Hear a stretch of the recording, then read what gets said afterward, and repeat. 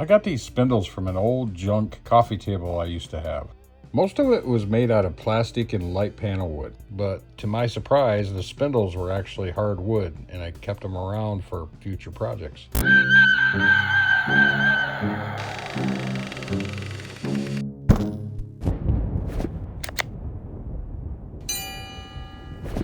Hello, all you DIY fiends out there. Welcome to the Creature Comforts channel. These spindles were just way too detailed to throw away with a coffee table. So I thought I'd do a project with them today. Stick around to see what I come up with. So let's get started. Alrighty, so in today's video, I'm going to take these spindles and I'm gonna make them into candle holders. The problem being with them is the fact that they're kind of tippy. They only got about a 3-inch square at the bottom of them, and I already use them as candle holders. I usually put like this 3-inch by 3-inch big round candle on top of them, which doesn't look too bad, but I'm gonna make them a little more impressive. Here I'm showing you that I've cut out wider bottoms and tops to make these candle holders more stable and less tippy. I'm sanding the edges that I cut, and then I'm going to bevel over the corners so these have some style to them rather than just a block of wood. We're going to take these bases that I cut and we're going to put a little bit extra at the bottom and a little bit extra at the top.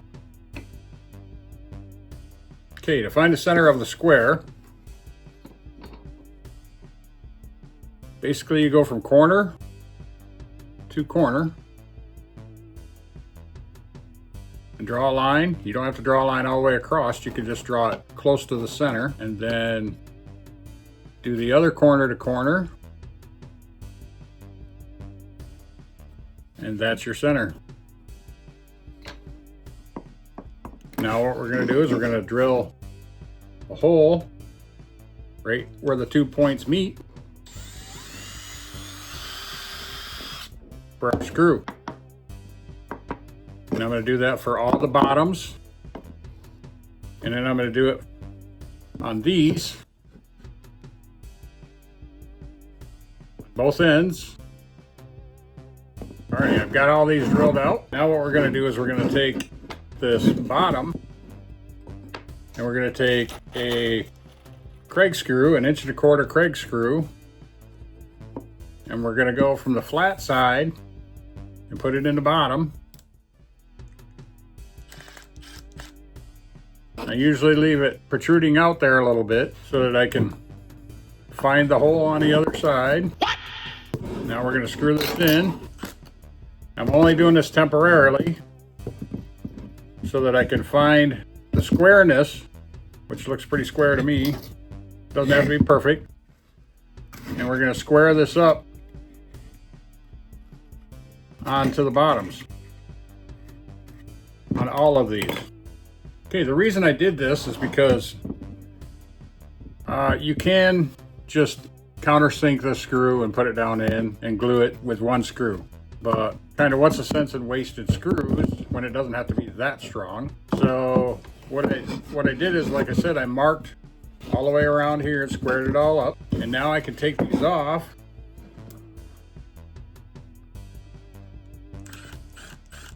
And I have the markings that I can glue it on and nail it on. And that's what we're going to do next, is we're going to throw some glue in there and then nail these on. I may even throw the screw in just to hold it tight until the glue dries, and then we'll move on to the tops of them.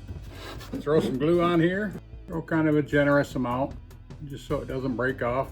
Spread it all out. Gonna have some extra glue. Now what we'll do is we'll put our screw back in just to make sure everything's right where it's supposed to be.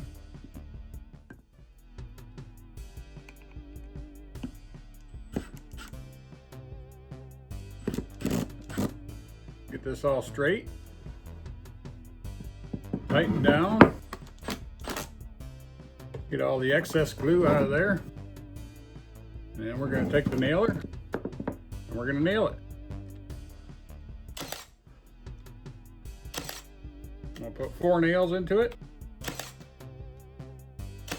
and now I can take my screw back out. And now it doesn't sit funny.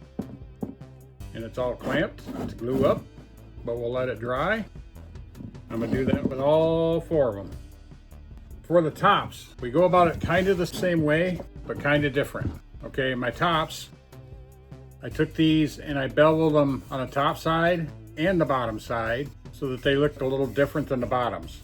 Now what I'm gonna do is I'm gonna do kind of the same premise. I'm gonna screw it to the top of it, get that screw hanging out of there just a little bit, and we're gonna screw it down. And then we're gonna trace them just like we did the other ones. Get it all centered up here, all squared up by eye. Doesn't have to be perfect.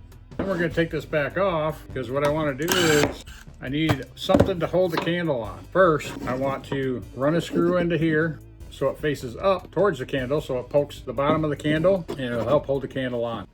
Got my countersink bit, or a bigger drill bit. It's about the size of the screw head, a little bit bigger, so that the screw head will go down in there. You gotta be real careful if you're using a drill bit, but we're gonna drill it down far enough that the head of the screw will go all the way through and it'll lay flat on top of here. We're going to glue this up and we'll get it all set up. This is gonna be a little bit of trial and error to get this one set up, but we'll get there. Spread the glue around, and what I usually do is I just kind of wipe my finger off in the area that I'm gluing. And then we're gonna get it close, and we'll get the nail gun, get a nail in it. A little tough to see, but once I get one nail in it, then I can bring it down and show you. 4 nails in that, and there you go. We got our candle holder.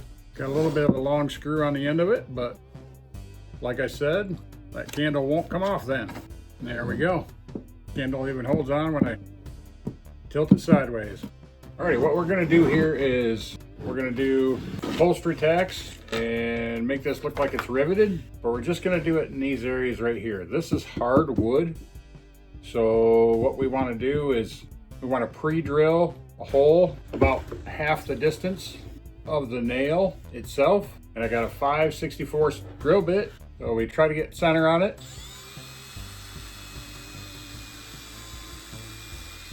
Don't need to go too far into it.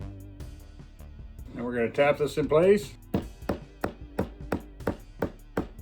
the reason you got to kind of drill into the hardwood is because of the fact that these upholstery tacks will bend easily. When you put it in pine, you don't really have to worry about pre-drilling. But with hardwood, I would suggest at least partially pre-drilling. See how that tack is about halfway up. That just makes it a little easier to get it in there and not bend it, because it will bend pretty easily. Okay, I got these 3, but we're gonna do this edge, and then we're gonna do this edge all the way around. Alrighty, what I got here for paint is I'm not gonna paint this portion of it, the stained portion of it. I'm going to paint the bottom and the top, and I may do some more, I'm not sure yet. And I want kind of a brassy feel to it so that it kind of doesn't necessarily match with the upholstery tacks, but it gets close. And if I put enough accents on this, then it will probably take away from the fact that it doesn't quite match with the upholstery tacks. So let's start painting. I've got a raw umber here, and we'll start with that. I think I want something a little darker than a raw umber, just so I can get that bottom, that base coat looking a little, not necessarily burnt umber, but a little bit of a blacky brown. If you watched my video, where I did the ashtrays and the candle holders, that's kind of what I want to do, something similar to that. So it has more of a blacky brown feel to it, which in that video I was trying to mix up a kind of burnt umber, but I like the result of that color, that undertone. When it's liquid, it kind of looks almost like a burnt umber. When it dries up, it's got this browny black, kind of almost like a browny black gray color to it. So, alrighty, let's get started painting these. Should have probably painted them before we put them on here, but that's just me. That's what I do. Got to start thinking ahead a little bit. But I was gonna go with a whole different paint scheme for this, but we'll try this, and if I don't like it, paint them again.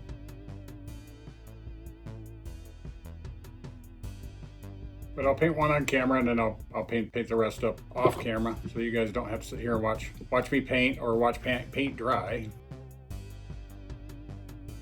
Well, I just learned from my mistake here. We should probably paint the top first and then paint the bottom. But with the browns in this base tone, if you get a little bit on the stain itself, it's not gonna look that bad, because it'll look like almost like antiqued in that area. That's kind of the thing with paint. If you don't like the color, just paint it again. Or if you don't like the color that I'm choosing, go ahead and pick your own and make them fluorescent purple if you want. It's all a matter of what you like. These are just ideas that I'm coming up with to blossom your ideas. They already look pretty cool just with that black tone at the bottom of it, that blacky brown color. In the top of these, you could have put a nail instead of a screw. But the thing is, with a screw, if you thread it right, your threads will hold it into the wood better than a nail will. Plus, it'll hold the candle on there better. Alrighty, we'll go with that for right now. And if I want to do any more, come back and show you. But I'm going to get the other 3 caught up while the paint's nice and wet, and then we'll come back. Alrighty, as you can see, I ended up doing some accent points, and we're going to do those all with the brassy gold. Got my Sargent Art acrylic metallic in gold. Won't need much, because we're going to dry brush this.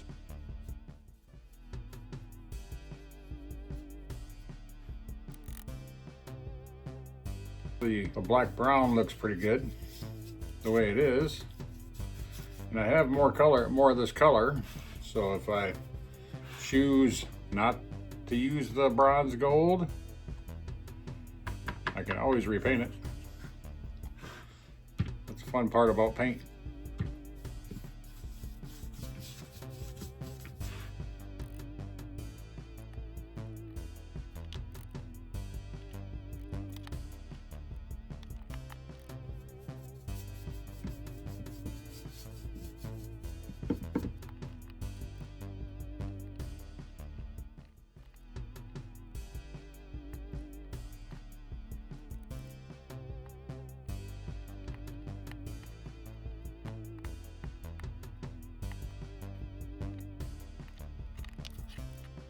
A little more subtle.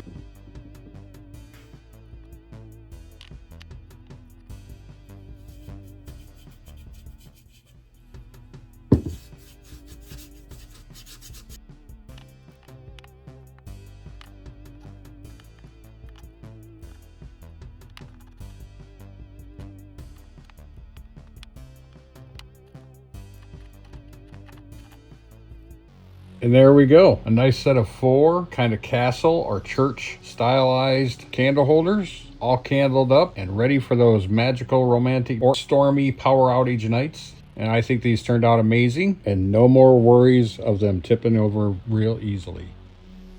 Thank you for watching. Subscribe to see further content. Leave me a comment, let me know what you think. And like the video. See you all next time.